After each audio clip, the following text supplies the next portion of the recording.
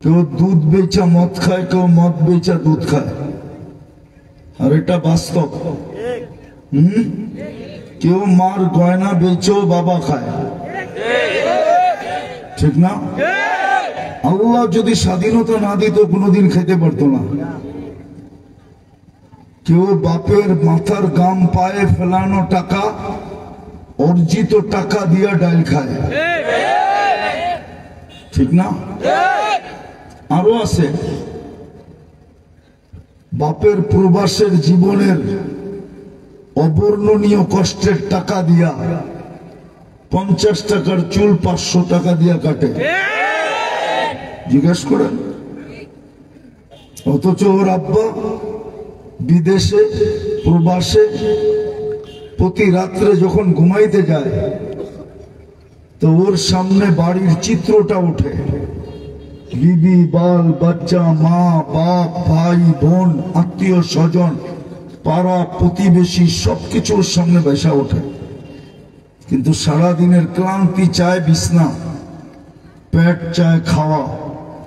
চোখের সামনে যখন দৃশ্য বেসা ওঠে, এইখানে প্রবাসী থাকলে আমার কথা বিশ্বাস করবে, ওর চোখ দিয়া পানি ঝরতে থাকে।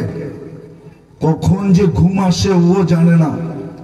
শূন্যতার একটা কোলবালিশ নিয়ে ঘুমায় থাকে। সকালে উঠে আবার কিছু মুখে দিয়া বাহির হয়ে যায়। আর ওই সন্তান চুল কাটে 50 টাকারটা 500 টাকা দিয়া, ডিজাইন চয়েস করে নেটের থেকে। সারা রাত্র নেটে দেখতে থাকে।